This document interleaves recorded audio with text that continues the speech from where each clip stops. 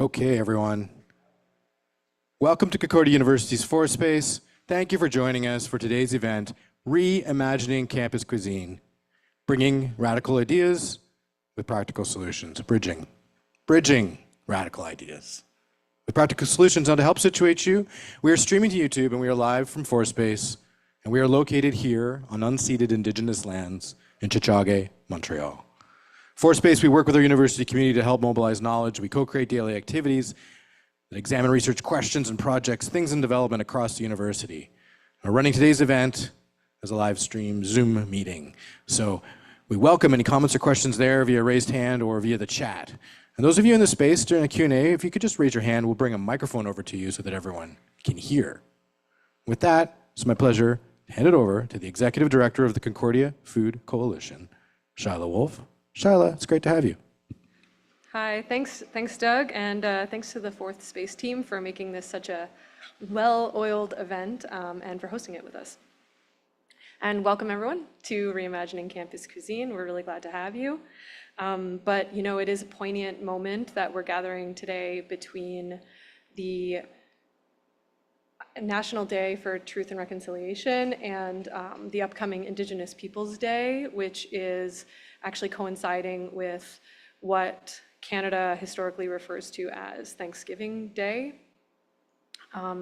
which is a day that is really rooted in colonial narratives that kind of erase and romanticize the violent oppression and displacement of Indigenous peoples, which is sad.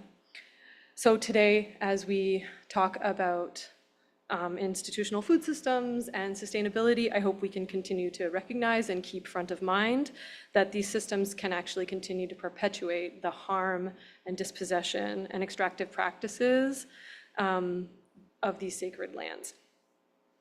Robin Wall Kimmerer, a respected Indigenous author and environmental advocate who wrote the book Braiding Sweetgrass, she actually speaks to the power of the Thanksgiving address, though, which is a practice of gratitude for the interdependence of peoples and this earth. And she really reminds us that repairing our relationship with the planet must go beyond words and into real, tangible action. Because really, our words are important gestures, but they are only really worth the weight of our actions. So our acknowledgements must be accompanied by truth, reconciliation, and ideally a transformative practice that helps to reduce the harmful effects of some of the systems that we are here to talk about. And in that spirit, the point of this session today and this discussion is trying to connect some of the great concepts and words into really practical solutions that we already know are happening and ways that we could actually continue to iterate on them. I'm really grateful to have these kinds of actors representing all of those pieces in this room. And if I have the thing here, oh, can I see the, yeah. And if you'll humor me for a minute, I'm going to use a ridiculous culinary analogy to discuss the kinds of actors that you are. You kind of represent the mirepoix, the base for a really important flavor that we need to make transformative change. We've got our grassroots catalysts. They're the flavor leaders. You know, they're the onions, the multiple in number that go in the pot first. And you are usually the advocates and the movement builders. From, you know, resisting war and apartheid to tuition hikes to the climate strikes, students and community actors are usually the ones leading change. They're the voices that are pushing societal and environmental issues around the globe towards solutions. Panelists, Simona and Erik, they kind of represent those kinds of actors. They work in organizations that challenge power and fill the gaps that institutions, whether they're market forces, universities, or the government, where those things fall short. These kinds of catalysts prefigure a brighter future, and they sort of lead the values that we need. And then there's the industry change experts. That's the celery in my mirepoix. Sometimes they play a background role flavor-wise, but they're really crucial to bridging the divide and making for a robust flavor profile. And those are the culinary and operational experts like Joshna and Louis-Simon, who we have on the panel today, who translate the values into institutional practice. They're willing and have this unique ability to navigate the community visions and put them into place despite institutional constraints. And they create change that is both operationally sound, but grounded in values and ethics. Lastly, we have the institutional leaders, which are the carrots. They're usually smaller in number still, but they are really the body and the base of the aroma of the dish. You are our top policy and decision makers. You are vital to any real change actually happening. Oliver and Sabrina, our panelists today, have a lot of influence, but also face a lot of complex structures and constraints themselves to moving things along as individuals anyway. But your role is, to use your influence to prioritize bold action and sponsor it. And I know that requires a lot of wherewithal, trust, and strategic thinking, and hopefully collaboration with the advocates, the catalysts, and the experts to get things towards meaningful change. So thank you truly for sharing your thoughts and your presence with us today. And now it's my pleasure to turn to our wooden spoon stirring the pot, at least in this analogy, which is our moderator, Juliana Smith. Juliana has been a vocal advocate for sustainability, social justice, and food security, which has been demonstrated in her work on the divestment campaign, the Community Cravings Pantry, and plenty more. As the CSU campaigns coordinator, she's brought a really sharp student-focused perspective to a lot of the values-driven campaigns that we're seeing on the ground today. And her experience in coalition building and championing bold, value-driven campaigns makes her uniquely positioned to lead this discussion, in our opinion. So thank you all for humoring my ramble. We'll just go to the panelists there, which doesn't show Juliana. So sorry, she's right there in front of you, and I'll pass it off to Juliana. Wonderful, thank you so much, Shana.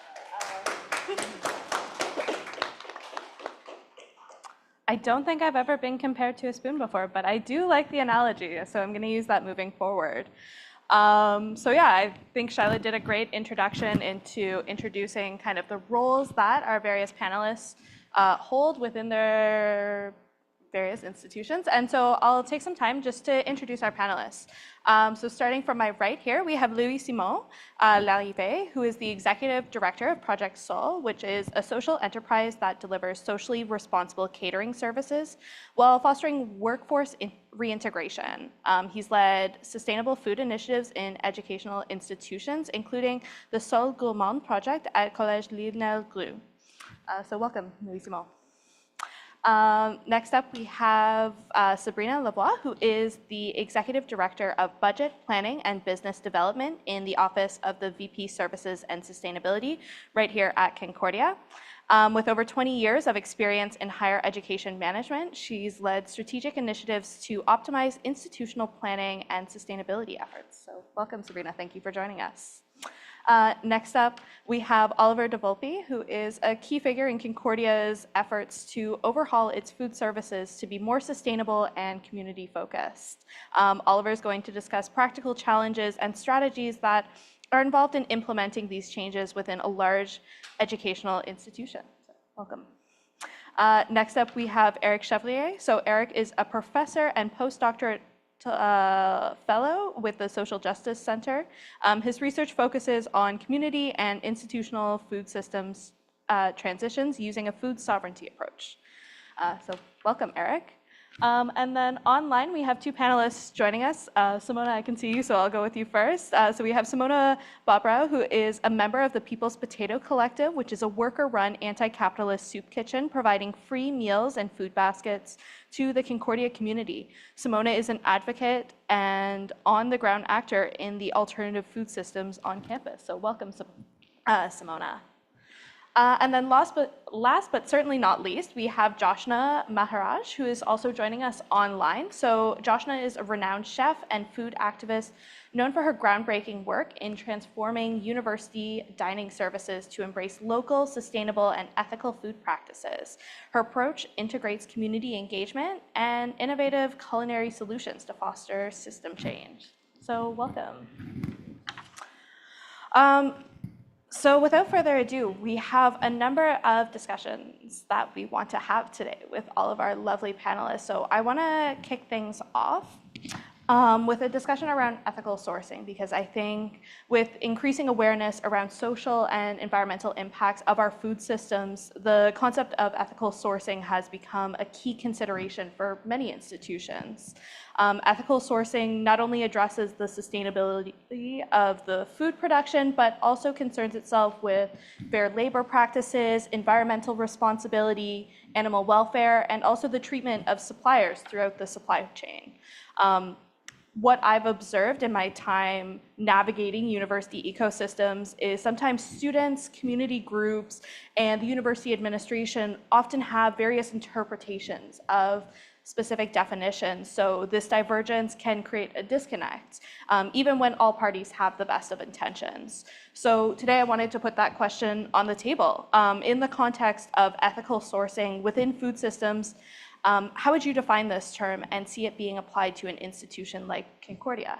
And just before we get into answering the question, I do want to remind everyone that we have to try to keep our responses to under 2 minutes. And I know that's a difficult task. So I don't know if there's anyone who'd like to kick us off. Okay, great, wonderful. So thank you very much, everybody. My name is Erik, and I've actually done a lot of research on food sovereignty framework. So maybe to kind of contextualize, there's many different ways that we could see ethical sourcing. A lot of times people talk about sustainability as the triple bottom line approach, basically where social, environmental, and economic needs are met in the middle, and this is the best approach to take. Food sovereignty approaches actually look very differently at that. They actually understand hierarchy within the sustainability model, is that actually the biosphere contains the other spheres. So the planet is what we depend on as people to survive, and people are the things that create our economic systems. Now, why am I saying that? Is that we have to understand these hierarchies because the climate problems are getting way more disastrous because we're not really looking at transformational models of sustainability. We're sticking to the triple bottom line a lot when we're talking about this. So I guess to bring this to ethical considerations in purchasing, we have to understand more than just like micromanaging waste management and things like that, but we actually have to look at what certain issues are, especially that farmers are facing on a daily basis. One of them that is neglected quite a bit is actually farmers' livelihoods. If we actually look across Canada, farmers are not doing very well when it comes to their livelihoods, actually even across the world. Like probably people in the panel here have heard about farmer strikes across like Europe and India, in Canada and different places. We're really treating our farmers badly. And I think the movement actually has to understand that the social context of how farmers' livelihoods are met are at the forefront of understanding ethical purchasing. At the same time, I really think that we need to gravitate towards direct relations with farmers, okay? And I know fair trade is a good step in the right direction, but we need to have relationships with the farmers, look at the needs of them as well as the needs of the institutions. And this is a good starting point. I only have 2 minutes here. I'd love to get into this more, but I'm sure I'm going to answer this more, as time goes on. One thing I could refer you to, though, is I do have a framework that was developed actually looking and comparing soft sustainability with food sovereignty frameworks. And you can actually pick that up on the table over there if you want to understand a little bit more about ethical purchasing as well. Thanks, Erik. I think that Erik and I are going to disagree about a few things, but that's fine.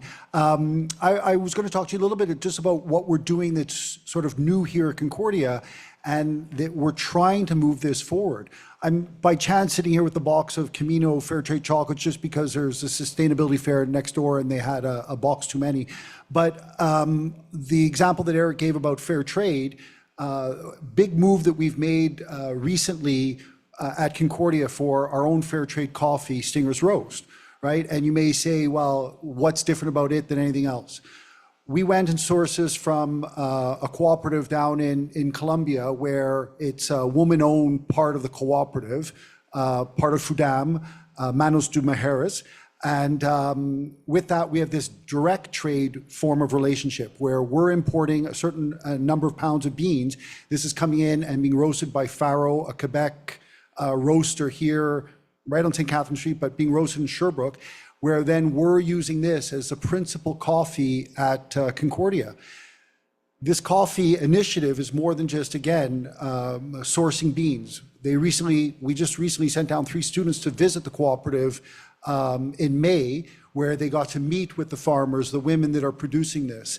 And I can get into the whole long explanation of why, the value of all of this, but it's a great little initiative. And we're trying to put it forward on campus as just one of the examples. And I want to repeat one of the examples of what we're doing.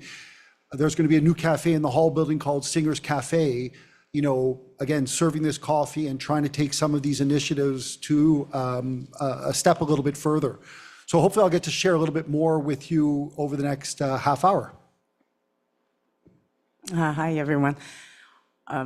What I can say is that one of a big responsibility of an administrator of a large institution, such as a university, Concordia, is to make sure that we integrate in our procurement system ethical sourcing, for example, in this particular question. So what we did recently, I can't speak about the whole Concordia as a whole, but what we did in food services is that we try to apply it to the caterers on campus. So we expanded our list of people that can actually come in and sell food on campus to make sure that we had variety, and we actually very critical of the ones that we include on our list. So those are things we can do to ensure it's more ethical. We also joined, maybe that's more for, I was gonna say the plan forward, but maybe we can talk about that later in the later question. We upped our game a little bit lately. We became a silver fair trade campus, so very, very proud about that. I know fair trade is only one piece of the equation, and Erik, there's way more to understand to that, but we're very proud. We achieved a lot. Like, I've been in this food file for 12 years, and you wouldn't believe what we achieved from the moment that I started in there. Not just because it's not for me, it's not my reward, my credit, it's for a huge team and collaboration mainly. So ethical sourcing is collaboration with procurement, with student initiatives, with a whole bunch of different departments within Concordia. It's difficult. You mentioned how difficult it can be. But if we are, students help us to break our limits, our psychological and legal limits. Sometimes I passed the 2 minutes, but it's very difficult, but it's feasible with time and effort. Thank you. Thanks to be there. For Projet Sol, maybe it's at a smaller scale because we didn't have as much money as university and all these things. But for us, the way that we took it, it's to optimize the local improvisation. Maybe less on fair trade side, because sometimes I do think that it needs a bit more money because all this stuff was pretty much expensive with all this. But also the buying process was really like on a scale thing. So if there's any local thing that we can buy, we're just gonna go with that. If there's any after that, we do make business with Faro too, with fair trade coffee, because I don't think there's really coffee beans that came from Quebec or whatever. So we just make a scale thing to be as much as sustainable as we can. We didn't fix like our goal with some specific brand like fair trades or whatever. We just take it on a global way, and we choose our different suppliers to be as much local as possible and social economy. That's the way that we took. Maybe it's a bit less sustainability, but the vision's still there. Mm-hmm. And I think that brings up an interesting point about how sustainability is broader than just, environmental sustainability, but it also incorporates, like Erik was saying, social sustainability as well. Now, Joshna, I would like to hear from you on this question. Would you be able to discuss the specific barriers within institutional bureaucracy that affect things like ethical sourcing? For sure. Hello, everybody. So nice to be here. I'm sorry that I'm late in joining you all. There's a few things. So I've had the experience of running campus food services for 2.5 years it was then Ryerson, now Toronto Metropolitan University. So the barriers that we see are multifaceted, to be very honest with you. One of the pieces really was around certification. Right. And when I ask the institution what requirements they might have, sometimes I get thrown with ideas about HACCP certification. But the truth is, they didn't actually really know. They just found HACCP somewhere and kind of threw it at me. Right. And the bigger issue here is that a lot of the small producers that I wanted to use can't afford to access HACCP certification. It's a bit of a no-go for them. So that became a bit of a stumbling block. But the other pieces are about, like, to be honest, the more effort and about accounts payable. Right. It's definitely the less sexy of the lineup of barriers. But when the current sort of process, the purchasing scheme for institutions is an online order that gets placed and then things show up shrink wrapped on a skid the next day. And it's tidy and it's convenient and it's a one-stop shop. Whereas I wanted to diversify where we were sourcing things from, which meant cultivating relationships with different suppliers. And Cisco and, the likes of these folks can take 90 days, 120 days terms. But with the farmers that I wanted to do business with, I had to talk them down from COD, right? They were like, COD or nothing. We don't trust an institution. We want COD. So I said, how about I'll meet you in the middle and I'll say check in hand in 30 days. And I had so much pushback. This was probably one of the biggest obstacles that I found. And I had to dig my heels in and say, this is a deal breaker. If you can't do this, I am out. And it was amazing to see that I just wouldn't give up on this. And they magically discovered that the printer works more than just once a month, right? They can actually print a check in 2 weeks and pull this all off and make this work so that we can get these new producers paid. But it was the hassle and the obstacles that I was met with to just diversify our sourcing from the back end, from the financial, right? I was sure that by the end of it, they had my face on a dartboard somewhere, because they were like, who is this woman causing so much hassle about, just, and wasn't it fine where we were buying the cheese from? And I mean, obviously the answer is no. And so that piece I find that in institutions, things like that require more effort are things that often get lost in the bureaucracy, right? It dissolves into the air. And it was only my relentlessness about it all, I think, that really got us to a place, right? Because it wasn't enough for me to say that we are going to buy local food wherever possible. I was like, we have numbers. We want 35% of our purchases have to be this. I wanted us to be tethered and anchored to some degree of commitment here, because the where possible is too slippery. Right. And there's lots of reasons why people in the institution will tell me that this is not possible. And so the obstacles are substantial. Mm-hmm. Yeah, thank you for that. And I think it's really admirable to put yourself in that position where you're digging your heels in and you're taking a firm stance that then leads to the ripples of change that end up, pushing the university's bureaucracy forward in terms of implementing more sustainable practices. So that's fantastic. Thank you. On the subject of sustainability, I do want to move on to our next question. So I know here at Concordia, we take a lot of pride in our leadership around sustainability, and we have made a lot of commendable achievements on that front. So congratulations to you both, because I know that's something you've worked very hard on. However, it can be really challenging for students and community members to discern which initiatives are genuinely reflecting sustainable practices and which ones may be perceived as greenwashing. So with Concordia's current sustainability action plan expiring next year, we're at an interesting juncture in which Concordia can further develop their sustainability practices and try to push those metrics forward. So my next question kind of brings us to how are campus food services balancing sustainability goals with the complexities of being a large institutional structure? What are some of the challenges that make it difficult for large institutions to develop metrics that ensure transparent reporting and move beyond greenwash solutions? Well, I can't agree with you more. I mean, this is a challenging initiative or just a challenge for us to take on. The last contract that was written for us with, yes, Aramark, put in sustainability initiatives that were really industry leading. And I'll say in my opinion, but they touched on local purchasing and reporting numbers, percentages, with percentages growing each year. It talked about sustainable seafood. It talked about fair trade. It went into details about, having relationships direct with farmers and not going through their managed order guides.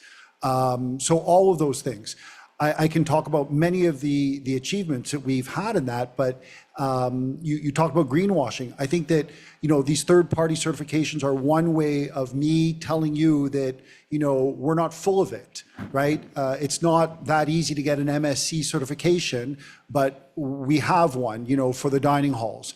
Fair trade is just another one. I think there are all sorts of forms of that. We can show you the reporting tool that we have that will talk about our local purchasing, that has our local and sustainable purchasing up at 56.3% for the last year. Love to report on what are the details behind this, but it's a lot of man hours to get this reporting done and to check and recheck all of what's in it. And if we're not sure of where a product's coming from, it falls into the other 45% and not into that 56% that I'm talking about. I'm maybe getting a little bit off topic, but I have some slides here. I don't know if you're gonna have a chance to put them up that would just highlight some of the stuff we're doing. It can come on later too if you want. It's not a problem for me. We've got them. Just give us a second. And I was going to say hello, Joshna. We met quite a few years ago at one of the CUFSA events or whatever, and nice to see you again. It's been a while. Yes, I remember that. Nice to see you. Yeah. Anyway, I had this down moment, but Shyla, maybe you can pass around the fair trade chocolates. It wasn't planned, but you might as well share them with everybody. And Sabrina touched on, our fair trade silver status is something that we're super proud of. It's going to be actually officially announced in the next few weeks. It's something that we've been working hard on for the last whole action plan. So again, just one more of those things that we can have the details behind to show you how we got there if you're interested in listening for, hours more. Yeah. Oh, we have your slides up now. It's a very small slide. So if you can just go through it, I remember it anyway, but next, yeah. So what we are, just so you know, food services, our 2 dining halls, our 7 retail locations, our 24 different caterers, are the 40 vending machines on campus, and we have little parts of all of those that we're proud of. And if you just skip on, it'll take 30 seconds to slide. Here are the 24 caterers, and some of them social enterprises, a couple of student run with the Hive and Reggie's. We're very happy with the list, and anyone at Concordia can go to any one of these caterers and do their catering needs. They don't need to go to the on-campus Limone. They can go to any one of them. Vending is just one little thing. You think, what is there to do in this? Well, these are 2 family-owned companies that run both Cafe Go and Portions with fresh food in it. And then one that is actually a student initiative, came to us a few years ago, engineering student here at Concordia, who has the first coffee machine with 3 more to come in the next few weeks, selling Stinger's roast in the machine. So a joint sort of venture on the 2 of us. And yes, completely student owned and run. Not alum, but actual student right now. Retail, you'll see a couple of pictures in the next one, but we have an independent. We also have the Aramark locations. The Aramark locations are held to the same standards that are in the contract. So these high standards by, that Concordia put in 3 years ago when we signed this contract. And most of the locations are serving Stinger Rose. So it is the biggest coffee we serve on campus, where people may talk about Starbucks right downstairs. Yes, it's one of our locations, but Stinger Rose makes up more than 70% of all the coffee on campus for us. There's a Stinger Roast initiative, so really worthwhile to check it out, and you'll be able to see it soon, really highlighted in the hall building once that place opens. But just around the corner in the LB Cafe, you can get some as we speak. Purchasing highlights, that fair $10,000 in just chocolate from fair trade, and coffee being $65,000 in fair trade coffee. Bananas, we're the biggest purchaser in any campus of fair trade bananas. I don't want to just name them all off, but even the Solidarity Market just down here at the church. So really worth looking at if you're curious about what we're doing. And I think I have only one more slide. Oh, well, community support and different initiatives like that. We give out last year $36,000 to multiple events, student and community support events. We also run the emergency meal plan, or we oversee the emergency meal plan, which are 10 different departments that will run it and meet the students that are in these needed situations. And then my last slide. And who we are, this is really interesting. Hung Pham, who is the owner of Vien's in the bottom of the MB, with that little noodle bowl that's up there. Kedja Ano Yan, who is the owner of Kofandi, the vending machine with coffee in it. Going to be in the class of 2025, he says, hopefully, but he will be. And then, the different people that are Aramark employees that, we're really happy with. Rebecca, who's been here 7 years. So retention is something that Aramark has succeeded in. So they're not paying just minimum wage. They're not treating the employees badly. And I'll talk about this account. These are people that have been here 7 years with Rebecca, 4 years with Alejandro, the executive chef. Who's next? Oh, Maya is new, but she's the one who baked the apple cake and the cookies that are back there for you today, vegan ones and fair trade. And then Andrew has been here longer than most of us at 10 years and treats the 855 students and residents like they were her own. So I just wanted to highlight, who we are right now when we talk about Concordia Food Services. So thank you.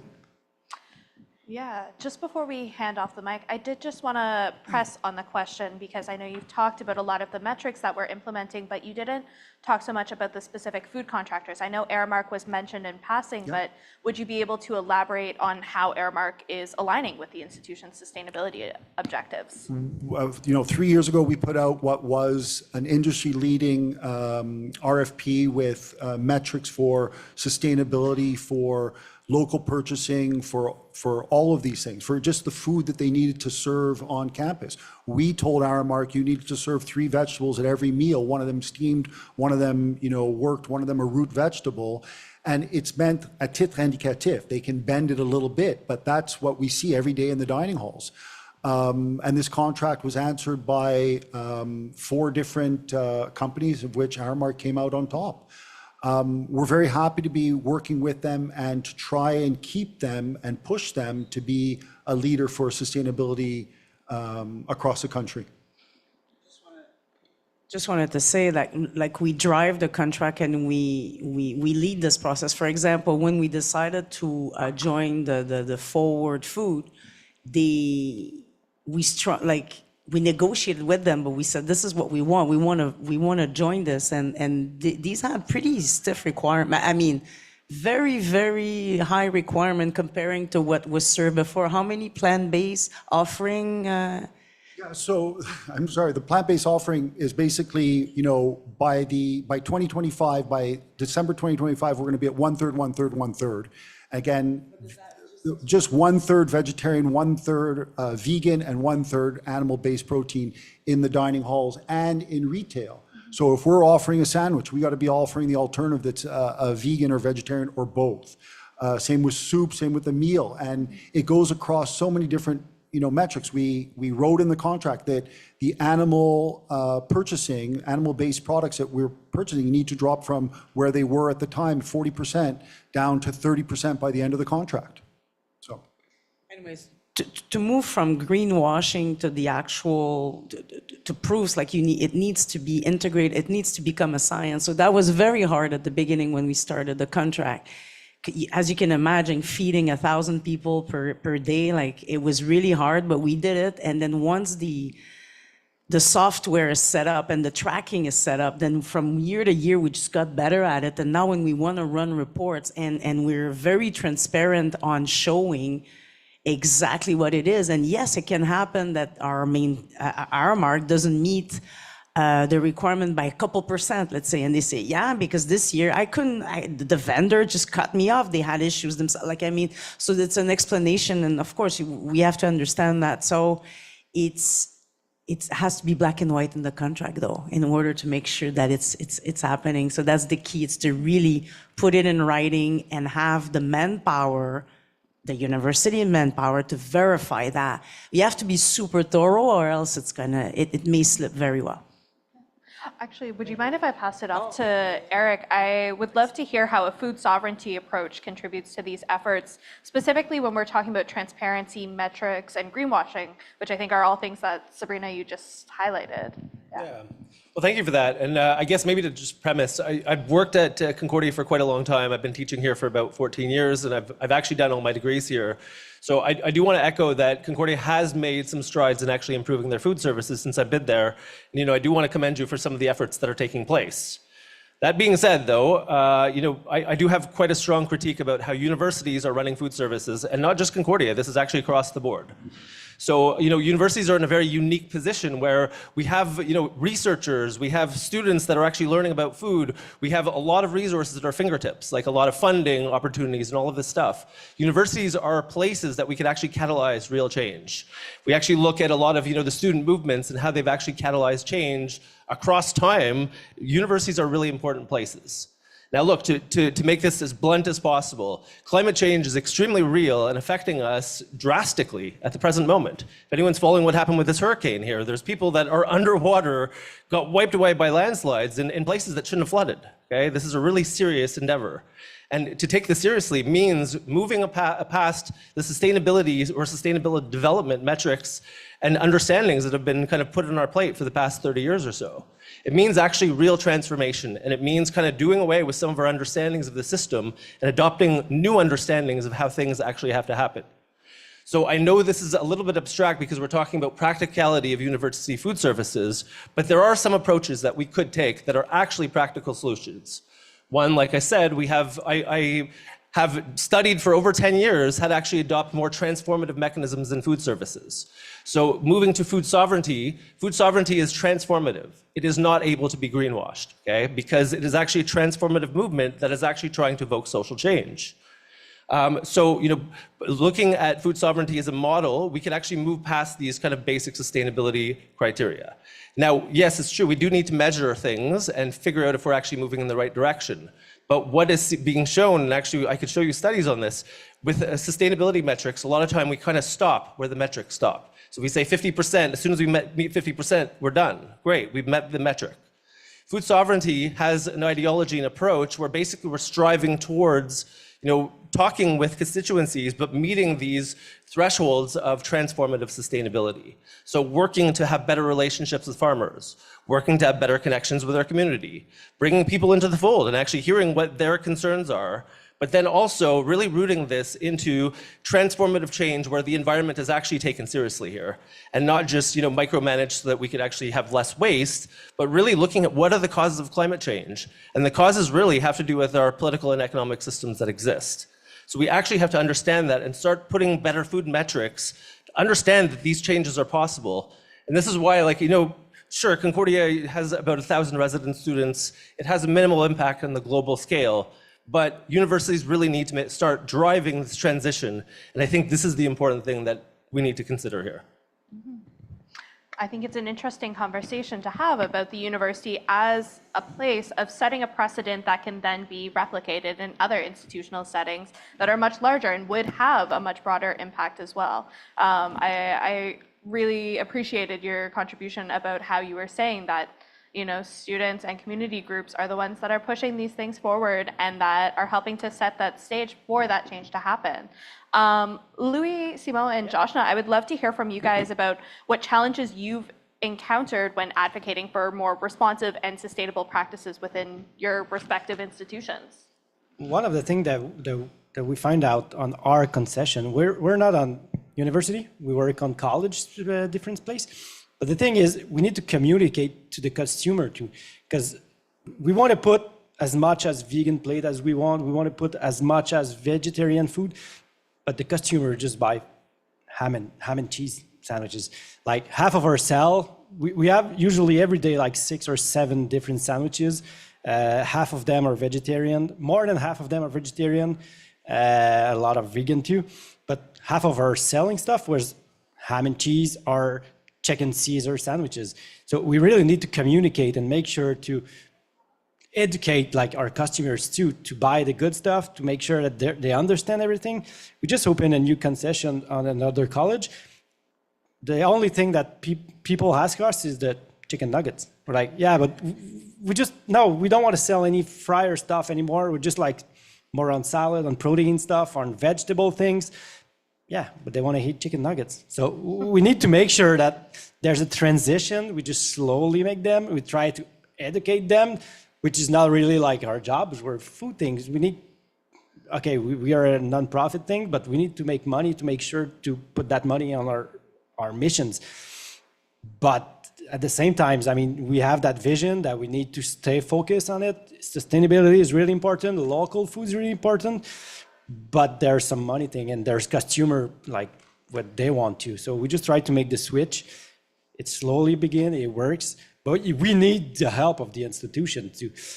Where we work, it's totally different. It's not the institution who push us to go sustainability. It's our vision, our own vision. We just say, let's see what we want to do. Let's see where we want to go. The institution were like, yeah, but we were with Aramark or Sodexo before, and they sell chicken nuggets, and it works really well. And like, yeah, but this is not the way that we want to go, and this is not what we listen from the biggest group of students. They want to go that way. So we need to keep pushing and make sure that the communication was good, the learning curve to everyone, just make sure that they know the really impact of all that stuff. Thank you. And Joshna?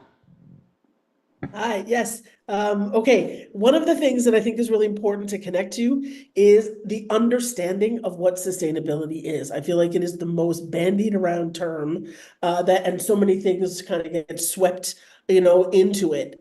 And I found this, I remember my first visit to the sustainability office on campus, and they were curiously surprised that their work had anything to do with food services, right? They were all like light bulbs and garbage, and they weren't really, and I was like, for real, my work is going to be one of the biggest slices of the pie of the sustainability work that happens on this campus, right? And if we imagine that a sort of rough definition of sustainability is creating systems and processes that can continue on the same way perpetually into the future, this connects to what Erik was saying about what the current version of the world needs right now. And unfortunately, it's changing and it's getting more intense and much more, the effects and the impacts are much more dramatic. And so I believe that our connection to sustainability has to go deeper. Right? We cannot just be satisfied with hitting targets asserted by corporations, right? That little communication needs to change and it needs to shift. And I understand this issue brought up here about how the students just want to eat the ham and cheese sandwiches, but it's also important to note that just having vegetarian and vegan menus doesn't exactly equal sustainability. Right? We still need to know where these vegetables came from, right? Impossible meat is a very, very energy intensive thing to make, right? It is a highly, highly processed food. I would say that is not a sustainable choice. I do believe, right, as the director of food services on a university campus, I believe that part of my job was also education, and to have the values that I had for the vision for our food service trickle down right? I like to say all the time that if you think you have a sustainability agenda or a vision, but if the grassroots staff who are serving people food every day cannot comment on it or talk about it when asked, you do not have a sustainability vision, right? If it is not part of a deep internal communication strategy so that every set of hands that the food passes through understands why we've made changes, what we're doing, it does not work, right? And we had a scenario where understandably, right, I get this piece about how the students really want to eat meat, so I decided to figure out a way to cook and serve the most sustainably sourced and produced burger that we could possibly create. And we got locally raised meat from a local family farm, all of the beautiful things. We figured out patty size, ratio, organic bread, all of the things. But then it ended up that the burger was actually going to have to cost 25 cents more than the previous version of itself. And that was an issue. And so we went deep on a communication strategy. We put signage up at the grill station to explain why this choice was being made and why this burger cost 25 cents more. And here are the farmers, and here, is what we're getting from them, and this is what we're trying to offer you. And that worked, right? We got them. Now, look, we also did the same thing when we took meat off of the menu and put more locally grown vegetables, but that also came with a tasting fair in the dining room and education through social media and through a whole bunch of avenues that we created to actually connect students to the reasons why decisions were being made. Because, as you've all noted, their comfort and convenience is going to have to shift, right? And it's going to have to change, and we're going to have to take some hits and make some sacrifices.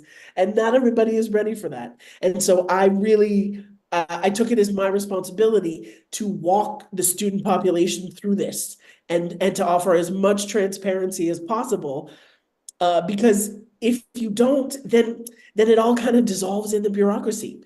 Right. And we get stuck at walls, just like what Erik was talking about. There's a way, this moment in time with the climate crisis, as acute as it is, I believe requires a much deeper, sharper, more informed connection with our ideas of sustainability. Thank you for that, Joshna. I think that was a really interesting response, and I think it brings together a lot of the different considerations that need to be considered when we're talking about sustainability, so thank you.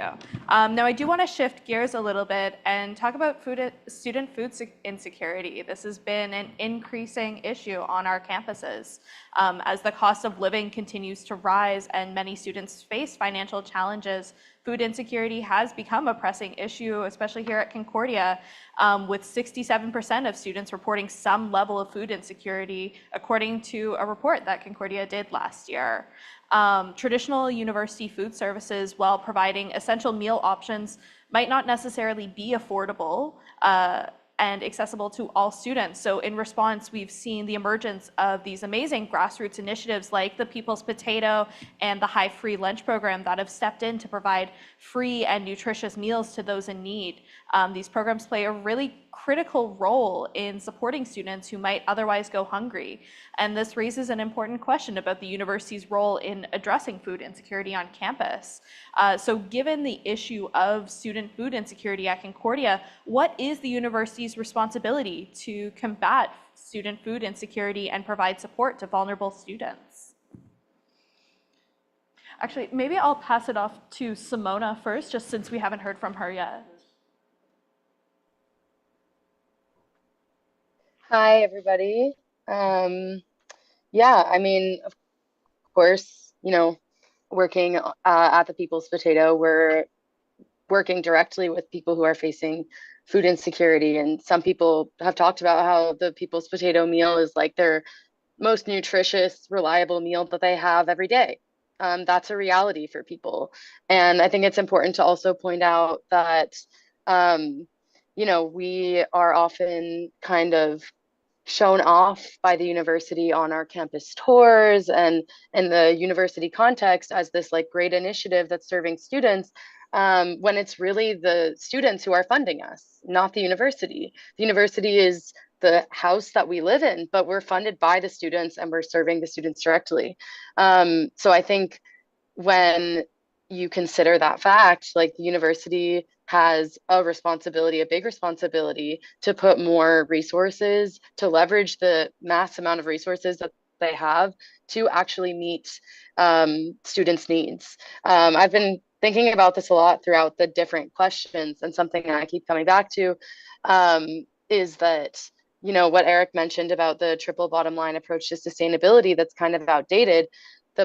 The problem I see is that when you're trying to balance those three things and you're putting profit of a basic need before something such as sustainability and accessibility, you are always going to be sacrificing the people's needs and the way that it affects the environment as well, because that's where corporations like Aramark cut their costs. That's how they make it profitable for themselves. So as long as profit is a bottom line that is prioritized over sustainability and over the needs of students having accessible food options, you're always going to have this issue. And it's something that, you know, at the People's Potato, we work with a pretty small budget to try to feed 400, 500 students a day.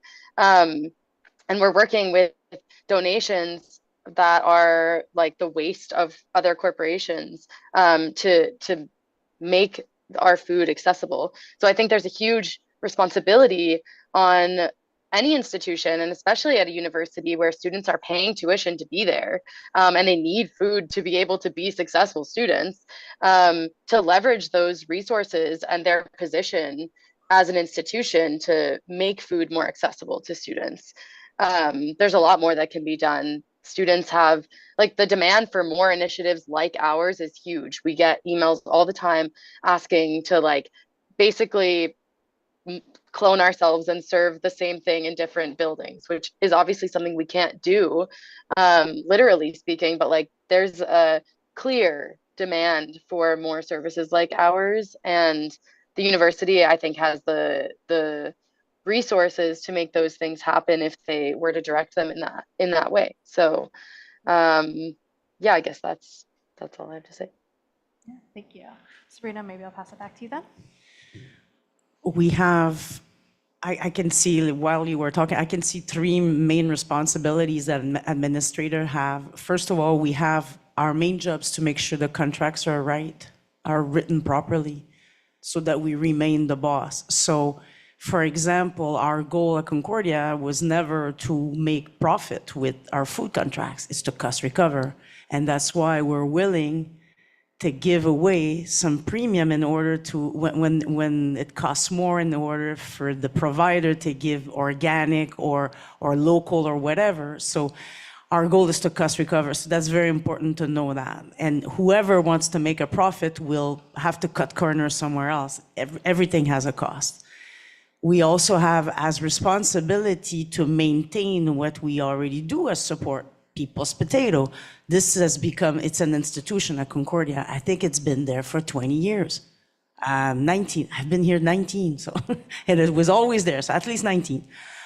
So our job is to make sure it continues, and there was the Hive, the free lunch that didn't exist, so, and we're adding on to this, so maintain the existing support. And our job is to provide a forum for a voice for everybody to discuss food, so we can detect if there are problems. There's two things, right? I run one for food only, the Food Advisory Committee, and I'm trying to be as wide as possible in order to provide a voice to whoever, grad, undergrad, health services, and whoever has a food concern or interest on campus or something to complain about or whatever. So there's a forum for that. And there is actually, we're in security here at Concordia, there's a new committee that came up because, of course, if you have food security issue, you probably have a hard time paying rent and you have a hard time paying your tuition fees. It's all interconnected. So there's this new committee in order to help a student from a comprehensive perspective, not just food.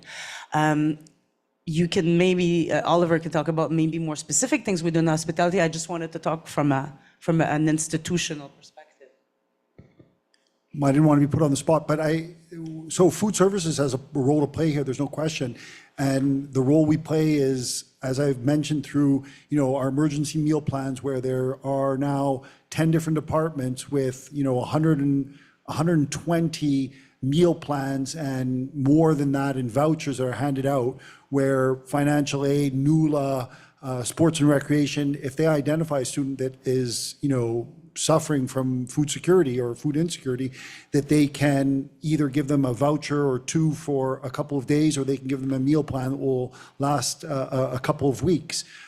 As well as that, like I said, the sponsorship fund is a big thing, where we're sponsoring events all around campus for community and student-run groups where they couldn't have the activity that they wanted without sponsorship from hospitality to help with the catering costs or the drink costs or anything else like that. And some of it is in kind on top of the money that we're giving out in sponsorship. I don't know who's...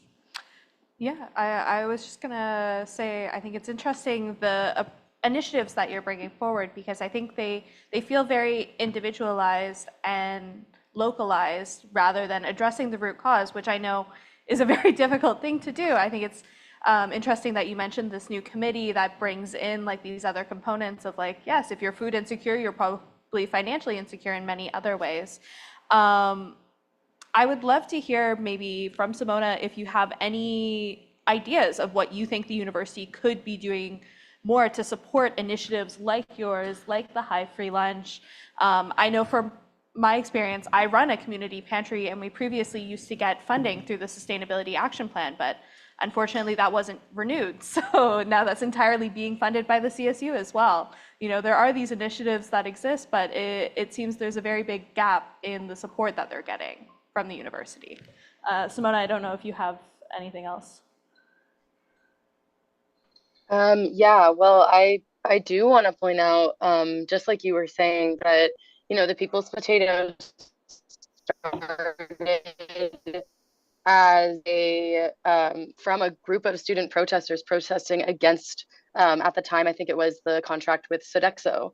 So this initiative has always been by the students for the students, and I think it's really important to consider that when we're talking about, it was mentioned that it's now an institution within the Concordia institution, and it's like, that's great, but students are still on top of the tuition they're paying already to the university, funding this initiative themselves. So I think right off the bat, making a more accessible, reliable source of funding for projects like this is important.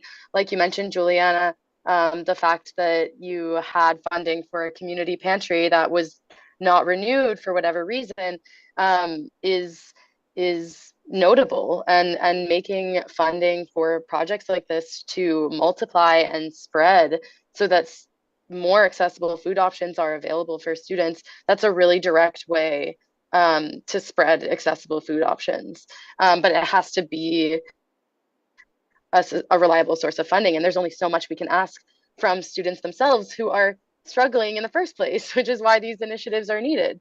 Like, we can't keep asking them over and over again. I mean, we do, because we don't have any other options, but like, we can't keep asking them to keep funding these things when they're already paying increased tuitions. I also think another idea could be making more kitchens available, more kitchen services available for students to cook their own food. There are so many times where people want to borrow our kitchen, and we try to do our best to make that possible. But resources like that, like physical resources that the university could be offering to work with students to make more of these projects happen, is also another way to support them. I also think that the vouchers are a great idea. That being said, I don't know if the number has increased in terms of the amount per voucher alongside the rise in food prices that we've seen. So where a voucher could have covered a month of groceries at one point, it's maybe covering a week of groceries now. So we have to consider, how it's affecting. And like, for a university with so many resources, I feel like the most obvious answer is to put more resources into providing students food accessibly, that they don't necessarily need to pay for. I think that that's like the bottom line. And I know I'm pushing the envelope here, but that's my role in this panel. So yeah, I guess that those are my off the cuff ideas. But. Yeah, thank you, Simona. And I think those are important for us to continue to reflect on as we move away from this panel today. I wanted to shift gears once again. I know, Simona, you recently mentioned, that People's Potato was born out of resistance to the Sodexo contract, and we've talked about Aramark on and off. Something that I think is really interesting, and we've talked about this throughout the panel, is Concordia's role as this key anchor institution within the local economy and how that can be integrated for social change. A fun fact about me is my first job when I first moved to Montreal was actually working in the meal hall at Grey Nuns. So I was an Aramark employee briefly, and I'll say that was very brief. It provided me with a first-hand experience into what the company's practices are and ultimately influenced my decision to seek other opportunities elsewhere after just a month. But Concordia does have the potential to leverage its food services as a hub for innovation, not only in sustainability metrics, but also in alternative economies that promote social sustainability. So in the context of local food economies and their integration into campus food services, how can Concordia as an anchor institution be a model for next generation universities? We love that tagline, but how can we effectively contribute to social change through good labor practices and community involvement? And I'd love to hear from you, Louis-Simon. I think you'd have some. I think there's a lot around there, but I'll focus. We work with business who do social reintegrations. I saw that two of different organization member of Projet Sol was in the catering stuff, so good for you. Resto Plateau and Petite Main, who just deserve some stuff for here today. I think there's already works already be done on that way. I hope so, I think of it. But I don't know, big institution, I think they already set up some mark about it, but I'm not sure if this really their things to do it or the company that's going to work for them. I don't know if it's a higher mark thing more than the institution. I think if they set the milestones or they set some different things on the RFA or the business contract, that's going to help. But I really think that all that thinking need to be started for the business more than the institution. That's my think about it. Of course, you can put some different stuff on the contract thing, but if Aramark don't want to go on that way, they're going to find a way to just switch it or over it. So, of course, minimal wages is definitively not viable for now, but there's a lot of stuff on that. So I don't know exactly where I need to point. I'm sorry about that, but yeah, just focus on integration, everyone, ethical, just make sure. Minimal wage wasn't supposed to be the way to go. I think it's way under what people can live with that. Still, you have a lot of problems to go around there. Of course, like we said, like money have to do a role on that, whatever where it is. The business need to make profit. I know it's not good to say that, but everyone needs to make profit because this is how it works, and this is how they'll be able to put more money on their personal, to put more money on different sustainable visions. It's yeah, there's a lot of milestones to put, but I think it's the business role, maybe a bit more than the industry, like leadership. Of course, you have to leadership and make sure that they're going to follow some minimum roles, but they have to push it a bit more. I'm just going to go a little bit, and it may sound like I'm going to be defending whether it be Aramark, Chartwell, Sodexo. I spent 12 years at McGill. We had a self-op, and they had a contract as well. A year and a half after I left McGill, they gave up the self-op, and it is a contract food service only at this moment. We went out for a call for tender. We got 4 bids, of which Aramark won this for many different aspects, one of them being financial, but one of them being, their sustainability initiatives, their menu offers, their executive or their management team, all of that. We, as Sabrina has already said, we lead this contract. And I think that is the piece that was missing from Concordia up until, I'm not going to say my arrival, but slightly before my arrival, where we're in the dining halls, we're at the retail units on a daily basis. We don't accept things that are going under the contract. We don't accept that they cut corners and things like that.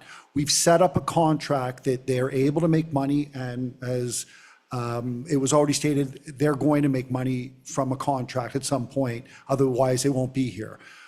But we've made it so that they can serve affordable, and I'll say affordable, sustainable food that is interesting to students, or interesting to the community in that way. And it's our job to make sure that they live up to that on a daily basis. We're going to be reviewing everything that they do on a yearly basis. We'll review when the current Starbucks contract is finished, if we want to keep that. We'll review what their menus are in the dining hall on a bi-yearly basis. So this is our responsibility that they're living up to it, and I think that they're doing a pretty good job at it. And whether this was Louis Simon's initiative, whether this is Chartwell's or Aramark, we need to be watching over them and making this our food service. So the change from a few years ago is that we are leading, that we're not giving an exclusivity. They used to run vending, they used to take almost all of the catering. They no longer do that. We have an independent in one of the retail. Our hope is to have another one in the next couple of years. We're managing this contract now. Yeah, Erik, I think you wanted to. Yeah. So yeah, thank you very much. I guess I want to contextualize a little bit as well. So there are ways that universities, and I'm not just talking about Concordia here, but universities in general have pushed to have better food operations. Number one, they'll actually put contracts or RFP criteria that will be a little bit stronger so that the corporations will cater their behavior towards these kind of criteria. The other way, like Oliver mentioned, is a self-op, where the universities could actually put up their own food services. And that's not just transformative by itself also. You could have issues with self-op also. There are better approaches too. And actually we could look at specific examples. Diversity Food Services in Winnipeg actually have a community-based model where the university is part owner, but they also are linked onto community organization. That way it takes the onus away from the university from running food services, because it's a separate organization, and could actually meet the values of the universities and actually help shift and transform food services in a way that's not reliant on these big organizations, corporations. Just a quick caveat here, and people that know my politics, I'm not a big fan of Aramark, Sodexo, or Chartwell's because of their business practices. I think we need to abandon these organizations, and like I've said, we need a transformative model. The question, or the response about food insecurity, if we actually look at the academic research on food insecurity, how do we solve it? It's not actually just about micromanaging and getting people food. It's actually about transforming the way food functions in society through economic and politics. There's more than 1.5 times the amount of food to feed the whole planet right now, but food insecurity is becoming more of an issue. Food prices are going up, but farmers are not making more money. The grocery stores are figuring out how to, fleece people and basically take more money from this equation. So, what I'm saying is we don't need to micromanage to make the corporations better. We need to do away with the system and actually root it better into community. Thank you. So we're going to move on to the next question, and I do just want to start wrapping things up. This is our second to last question, so I'll ask all our panelists to just be mindful of time when we're responding to this. So yeah, I wanted to switch gears again and talk about diversity, inclusion, and decolonization within food systems. So as Concordia University strives to create a more inclusive and equitable environment, the principles of diversity, inclusion, and decolonization are increasingly being recognized as vital in all aspects of campus life, including food services. And with a student body that represents a rich tapestry of cultures, backgrounds, and dietary needs, the challenges of providing meals that are not only culturally relevant, but also accessible and inclusive becomes more and more pronounced. This requires thoughtful consideration for ethical sourcing, sustainability, and the historical context surrounding food production. Given these complexities, it raises an important question about how Concordia can effectively implement these principles within its food system. Considering the complexities of serving diverse student populations within higher education institutions, what are some of the main challenges in meaningfully implemented diversity, inclusion, and decolonization within the university's food systems? And I'd like to start things off by hearing from Joshna about this question. Great, thank you. There's a couple of things, and I will absolutely be aware of time. One of the things, I'm going to speak to the diversity piece first, and that is super important because I do think that the menus that you create are a really, really powerful tool, right? And from a purchasing perspective, they're also having to integrate your values into the purchasing and into your menus is a huge challenge. And one of the things we found was that we managed to get our hands on data about the ethnocultural makeup of Toronto as a city, and having a university deep in the heart of one of the busiest neighborhoods and intersections in the city, we thought we would use that to guide our menu design. And so to have the cultural foods, or at least the menu items on that we were offering, reflective of the cultural makeup of the people in the city. And it may seem like a tiny little thing, but little things like getting rid of like ethnic food night, or those kinds of things, and just putting the aloo gobi on the menu because it does, like, everybody can just get excited about a delicious aloo gobi. Those kinds of things are ways that you can embed and mainstream diverse flavors. And I realize it may not seem that important, but from a student perspective, I do believe that it is significant. One of the challenges we found was that at the time, we did not have a naturally raised meat supplier that also offered us halal meat, but we had a very substantial Muslim population. And so we were working through how to address this.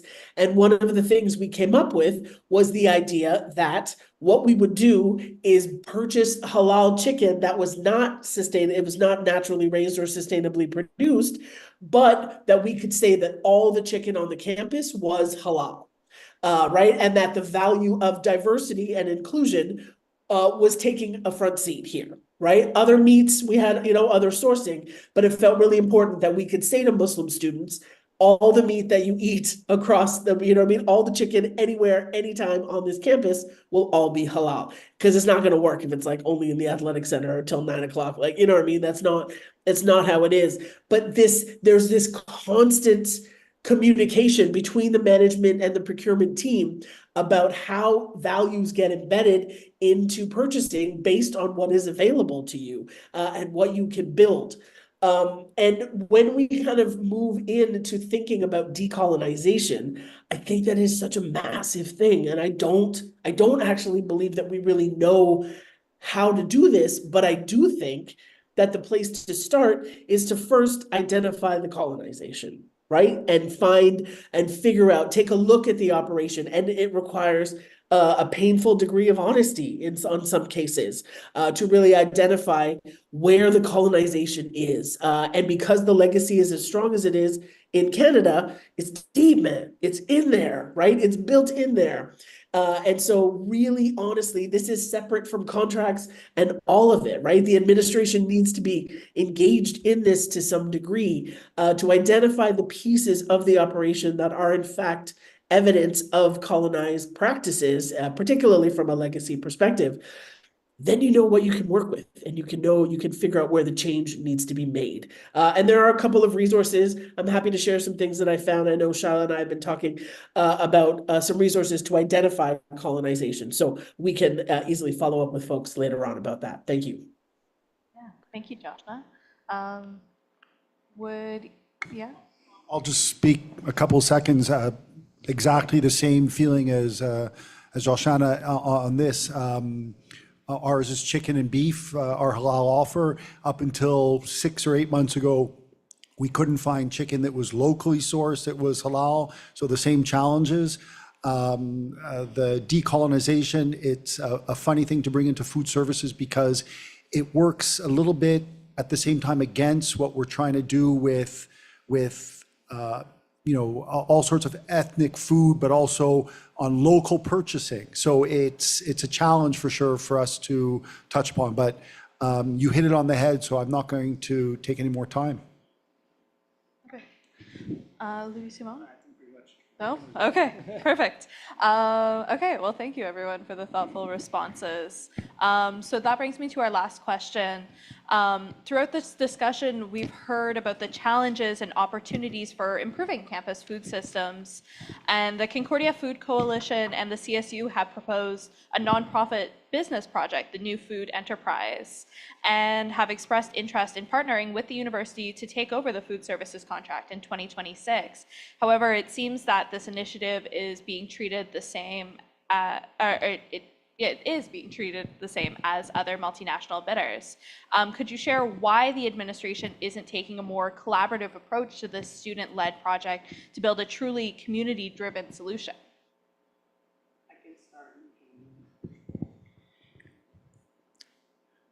I'm going to speak from my boss's perspective and like all the administrators of like, we have a very low tolerance for risk.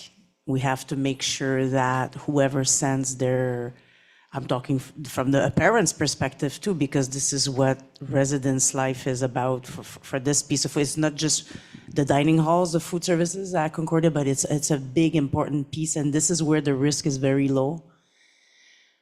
We have set criterias for our needs, right? For an RFP, it's our needs, and we reviewed them with the CFC and whoever was on the food advisory working group, which is now a new version. Anyways, the food group, we'll call it the food group. And there's very low tolerance for risk in the sense that if these criterias are not met, which means being able to pull, this is a big contract. It's $5 million plus of meal plans per year.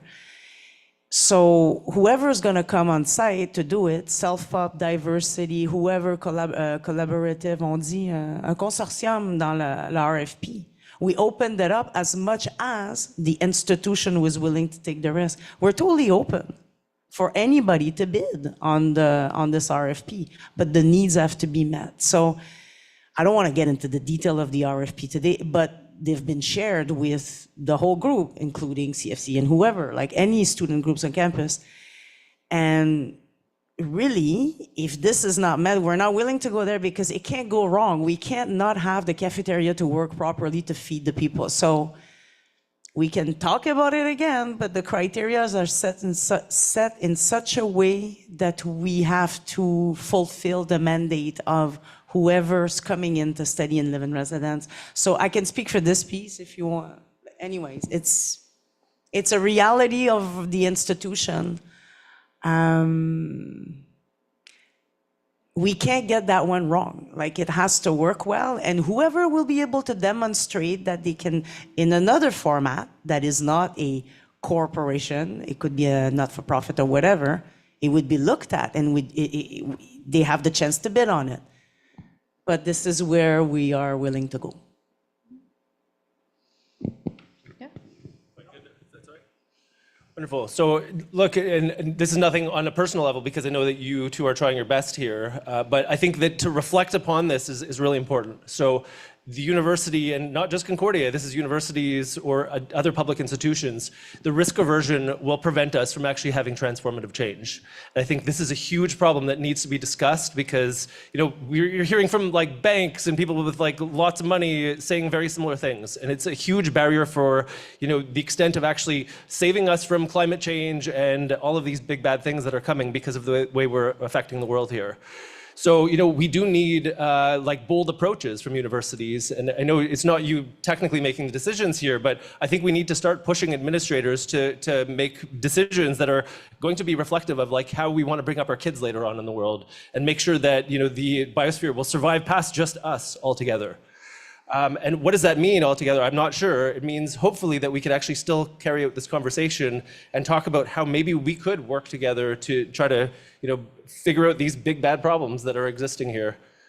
Anyhow, so like hopefully this is just an invitation to keep the dialogue going. And I know what the barriers are from your end. We've had multiple conversations about this, and hopefully we could transcend some of this stuff and figure out how to work together and actually make something that would be better altogether. I said we were going to disagree a few times, Erik. I'm just going to, for me, I'm going to end my part with, I think we're doing a lot of this. I don't think it's black or white. I don't think that if you go to the model that Erik or Shaila are proposing, that everything is great. I don't think that with Aramark everything is, or other companies, everything is terrible. I think that we're leading this initiative with our food services, whether it be with a large corporation or with a nonprofit or a consortium, we'll still be leading this project. And hopefully we'll be getting the results that we want from whoever the food service provider is. And I think that we're moving forward every day and every new semester on these topics. Yeah, thank you for that. Just before we go to audience questions, I did just want to highlight that this question, really, I was hoping for us to talk a little bit more about collaboration, and that wasn't something that I found that we got at, but I do think Erik's answer started to bring that in, that this is going to be an ongoing conversation. You know, we still have 2 years until 2026, and so in order to hopefully meet those goals and to push the university to live up to its namesake as a next generation university, we can encourage the university as an institution to participate in this collaborative process of hopefully creating change that, you know, they can go on to market to other universities and have those ripple effects. And so we'll see where things go from here. But I think this was a great start to that collaboration. So yeah, I'd love to open the floor up to questions from the audience. We'll also be taking questions online as well. Yeah.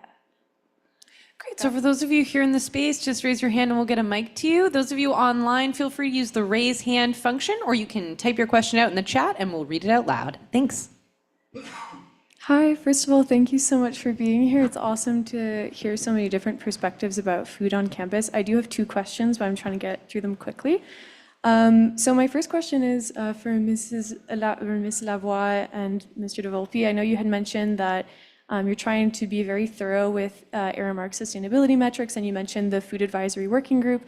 And I was kind of researching this because I was interested, and I found that in the Food Advisory Working Group's records, the last time that Aramark presented on sustainability and sourcing was in 2021. So there aren't any numbers available publicly for 2022 or 2023. And I was wondering if there's a reason for that, or if those numbers would be expressed publicly to align with what you've shared tonight about transparency, and whether also to align with that transparency, whether the FOG would be open to collaborating with an external organization, maybe to do like transparency evaluations or things like that. I can only say that they present their numbers every year and twice a year to us. I'm right now discussing with the Office of Sustainability, so it'll go up on their webpage. It's currently there for last year, so it may not be as detailed as you're looking for, but we're more than happy to share the metrics and the numbers behind it. But they do have quite a lot of everything I've presented, you'll see on the sustainability page. Okay, awesome, thank you. And my second question, it actually relates to the presentation that you gave earlier with the different parts, the different companies that are under Aramark or the food contract. And I saw that you had listed Domino's. There's also Starbucks that you mentioned, which is in this building. And I wanted to talk about the fact that those corporations have gotten criticisms for having ties to Israel. For instance, a lot of their stakeholders are also invested in Elbit Systems and BlackRock for manufacturing weapons for Israel. And we talked about decolonialism in the food system. And so I was wondering if you could comment on how Concordia might not be aligning with that when it comes specifically to Palestine and our food services. I really don't want to get into the debate or the discussion about Israel, Palestine, and more. Out of those 24 caterers, of which Domino's is one, you saw Starbucks in a retail one. As I mentioned, Starbucks will be something that we evaluate when their contract or their agreement with us is finished. We brought Starbucks in 2015. Yeah, and it's something that we're reviewing now because it's a 10-year, so it actually finishes because of the pandemic or something, 2026, so we'll be looking at it. Domino's is one of the caterers and is well appreciated by a lot of people. I'm not looking at necessarily the politics in this case, And when they became one of the caterers, this is a few years ago, that they've been working with the university, and that will come to an end next spring. And then if there are metrics in there that evaluate their political stance or something like that, I really don't know, but I would think that we're going to stay away from that for the moment at least. We did the same with Tim Hortons when it was time to review it, and no, we're not going to take a position with Israeli, and this is not for us to do this at all. For food services, for hospitality food services. I see we have another question in front here. Hi there, thank you all for sharing your perspectives today. I really appreciated the back and forth that went on there. This is a question, I guess, for Oliver and Sabrina as well. So specifically in regards to the Sustainability Action Plan, on the website reporting for 2022-2023, you've marked the food procurement goal of 40% over the year and 50% over the summer as complete. But then when you go to actually look at the metrics, what you've reported is over 30% from the university's perspective, but then when you click further into Aramark, there isn't anything reported, but it is marked as complete. So I know you've said that they've shared with you those details in the background, but wondering why that isn't a bit more clearly. I honestly won't speak for the sustainability page, but I'm happy to report that we're going to be filling that out for 23-24 now. And so in the next, I'm guessing, few weeks, maybe a month at the most, you'll see the new numbers in there. The current number is what I threw out there before of 56.3% is local or sustainable purchasing. Love to break it down into the dozens and dozens of categories and where we're doing well, where we're not doing as well, but that's an overall. The purchasing for local in produce, for seasonality, I honestly don't remember by heart, but the overall is coming in just about what we're looking for the year.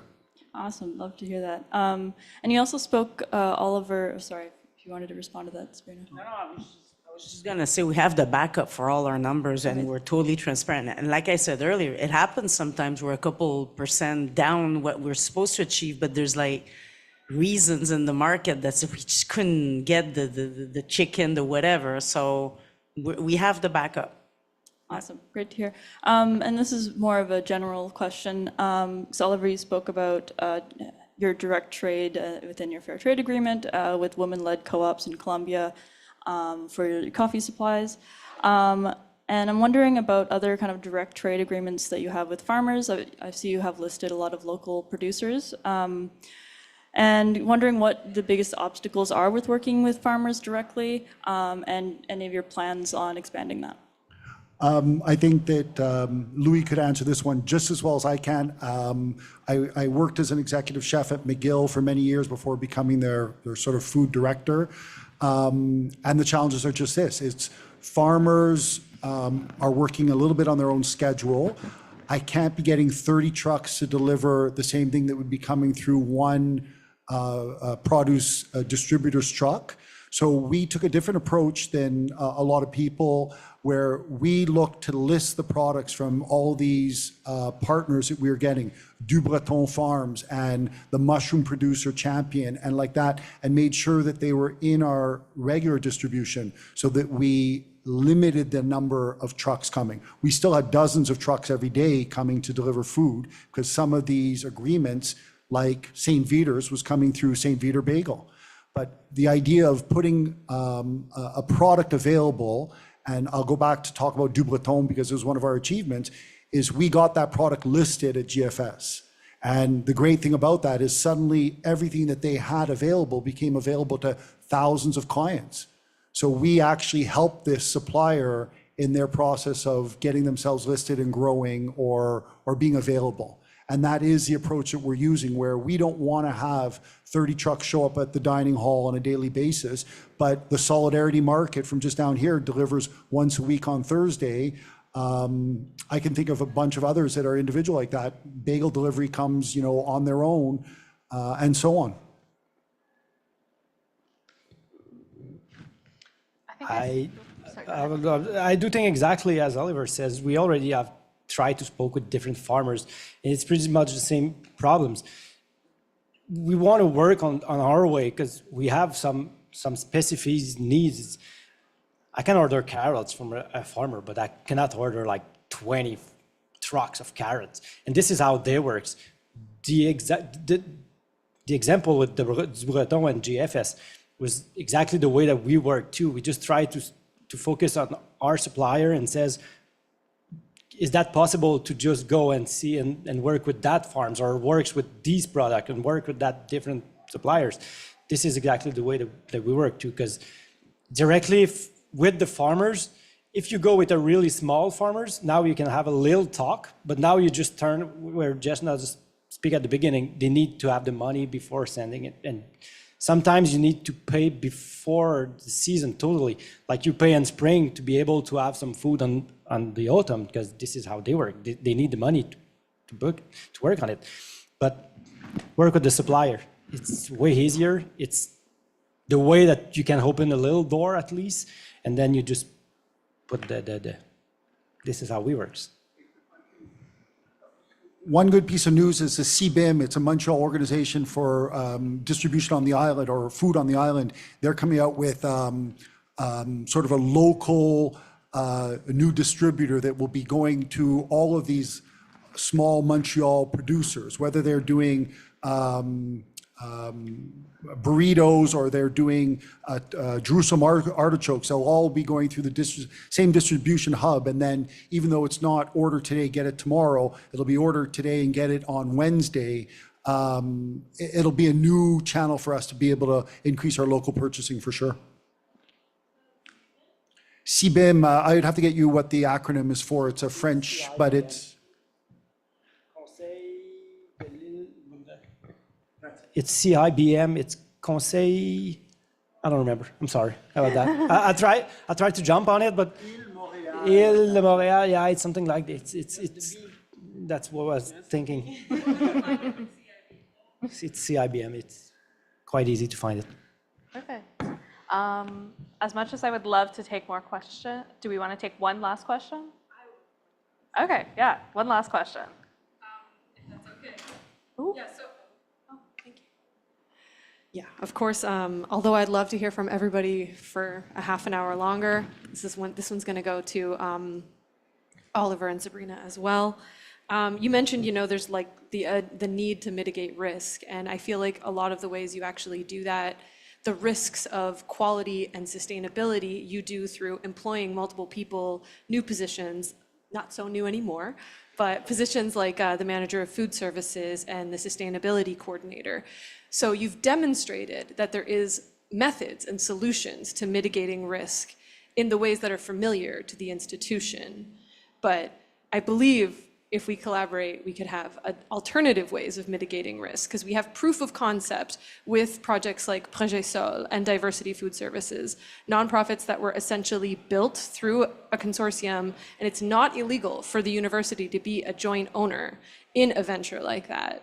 So could we hear more about ways that you do believe it would be possible to throw money at the problem, mitigate risks in like innovative, alternative ways that don't just come down to monitoring the contract, but actually and shoehorning your values into a business, a corporation that doesn't have those values, and instead put that energy into a business that is directly aligned with the community of Concordia and the values that it purports.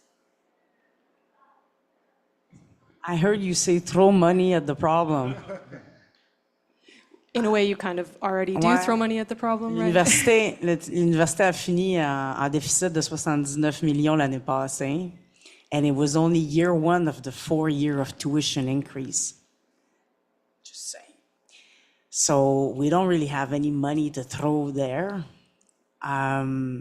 but we're totally open to look at things. Again, the communication channel is still open. I said it, and it's a commitment.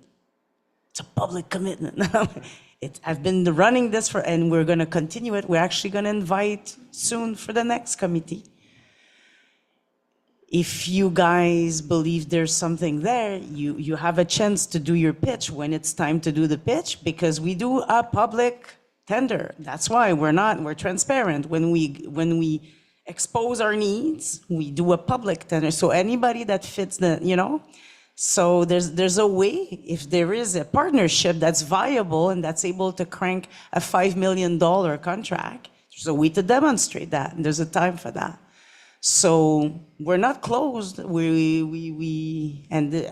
told you the same thing, not today, before in the past. So. Yeah, I think the distinction here is between the solution coming to you and you being part of the solution. Sure, we can work really hard to meet the criteria, but like, how can Concordia collaborate to ensure that the consistency and reliability that's required can be, how can you help with that solution, that part of the solution? I think that what we have yet to see is a solid partner that could help, because this is mainly driven by students or alumni driven, okay? You guys are alumni. You guys are not student anymore. It's not going to be done, like a contract like that usually is not run by a student association. You can go around or just name, no, okay. Fine. So there's a partner that's important in this equation. We have yet to see your partner that could, because we have to, it's experience has to be demonstrated. Again, risk is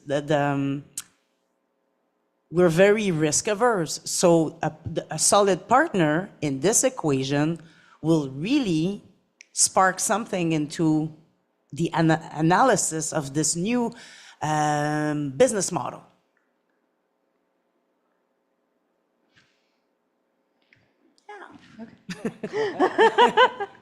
Well, No, I'm being very transparent. This would be the next phase of analysis. Can I ask a question here? Yeah. I guess because I know that the contract could be extended by 2 years. We've had discussions about this, and I guess for our expectations, is there, are you going to delay the contract or give it to Aramark for 2 more years, or do you think that it's going to go through in 2026? I'm just wondering because we're talking about this. I'm not gonna it's not like I'm gonna make a decision right now at Ford Space. I'm gonna confirm to you. No, but when it's time to analyze if we have to extend, we're gonna look at our option again and see right now in the market who's the best party to offer our need, to fulfill our needs. It's the same. So no, I'm not gonna confirm that right now, but again, we're following our due diligence process like usual. For sure. Look, I'm trying not to go back and forth here, and I know that there are way more conversations to have. I guess there are a lot of people that are working on this, like myself. I put a lot of hours into this volunteer. I've been working on this project for over 10 years, with you here, and we do have expectations also to make progress as well. So I'm not trying to put you on the spot with that, but I guess we do need communication as to where our direction and where we put our energy as well. And hopefully we can communicate about that, in the near future so that we know, because 2026 is coming up really soon. And delaying it by 2 years also has large implications on the work that we're doing too. So anyways, I know you're not going to answer this now, but hopefully we have a discussion. The conversation continues. The food advisory working group will be meeting again this fall, and the communication channels are open. Thank you. Yeah. So I know we're over time, so unfortunately we will have to call it there, but I really do, pardon?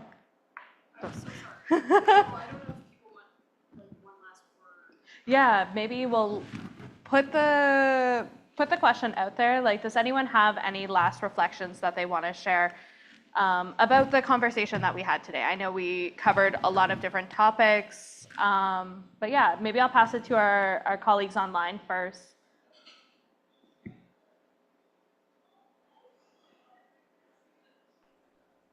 Go ahead, Sure. Joshna. Oh, thank you. Thank you. Last thoughts I think is really important is that what brought us to this point in history is not what is going to take us into the future. Right? We have to be brave right now and understand that the world is changing at a rapid rate. And so being able, corporate, like at some point, administrations are no longer going to be able to hide behind their risk aversion. They cannot wear it as a shield of defense, right? At some point, we're all going to have to jump in here and figure out a solution to this. And so I think there is a level of transparency and bravery, and really, this is a thing that students can keep pushing for and keep demanding, because things. The way we've been doing things is not going to work. We have to think of new solutions and new ideas and stuff that formerly perhaps we would have never considered before. Yeah, thank you. Simona? Yeah, Joshna said it exactly what my sentiments were here. Like we have to do things different. We have to be bold, as Erik said earlier. So there are other solutions out there. There are people working on the ground doing things differently that could be scaled up and expanded if the resources are put in that direction. And does that require taking on more risk? Absolutely. But not taking on that risk just means quietly letting the status quo continue, which we've seen on a broad scale be really exponentially destructive. So what is the point of the university as a whole to forge a path forward? And the institution itself can play a role in that, and should play a role in that, and should be willing to take risks. Or, yeah, I don't really know what the point is here. So, yeah, I'm echoing what has been said, especially by Joshna and Erik here. And Joshna is a great example of doing these things working with the institution. So there are ways to do this. This is possible, and it's not completely reinventing the wheel either. Yeah, thank you, Simona. Louis Simon? I think I'm gonna probably say pretty much the same as everyone. It really needs to work together things with the institution, with the different student coalitions or whatever. It needs a little bit of hoping from different institutions, a bit less barrier. We know everyone have some risk to take. We know there's a lot of stuff on that different contract. Projet Sol already see these contracts, and there's a lot of stuff that we can't go in because there's way too much for us. But we totally understand too that the institution have some risk to take. They have some obligation too to make sure that the food service is going to deliver what they're supposed to. That's what they have. Like, we all know that. But of course, it still have a lot of space to work together and make sure that we can try to figure out how we can work together, how a new coalitions or something can take the food in a different place. It's really a work together, a work that we need to continue to do, but it needs an opening from both of the things. Thank you. Sabrina? I don't have. I'll just say, I think that I look where we've come from in the last few years, and I'm very happy with what we've done and looking forward to what we're going to be doing. And if I can take 1 minute to just tell you what a day looked like, and I'll say today, Concordia runs food services. Aramark is one part of that.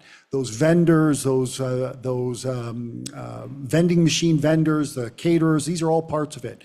Today I was at the sustainability fair where we're there tabling with the same fair trade chocolate chip cookies and giving away Stinger roast. I was visiting the Hall 4 Cafe, which will be opening up with this more sustainable model, and fair trade Stinger roast coffee being the highlight of it.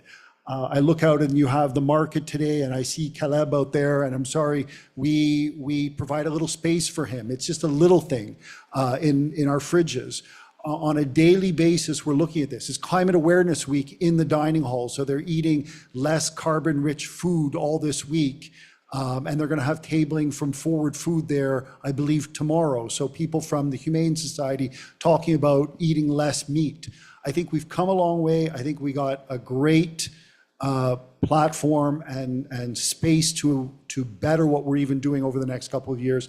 And I say, take a look at what we're doing in the next little bit. So I guess maybe just to kind of wrap this up, things to consider. We have 9 ecological boundaries that have been basically measured and set. We've crossed 6 of them, largely because of our food system. We have a very dire circumstance right now that we need actually bold change, and we need to think of things differently. So we have opportunities at universities to be able to do that. And I'm inviting the administration and everybody to take part on this. It's not time to mitigate the risk of the financial risk as much as it is like, what is the risk of our future right now? And I think we need to start considering these things too. Yeah. Okay, well, thank you everyone for joining us today. I think this has been a really productive discussion, and thank you for our panelists for bringing your expertise to the table and engaging in this conversation. I think it was very beneficial for everyone who is involved.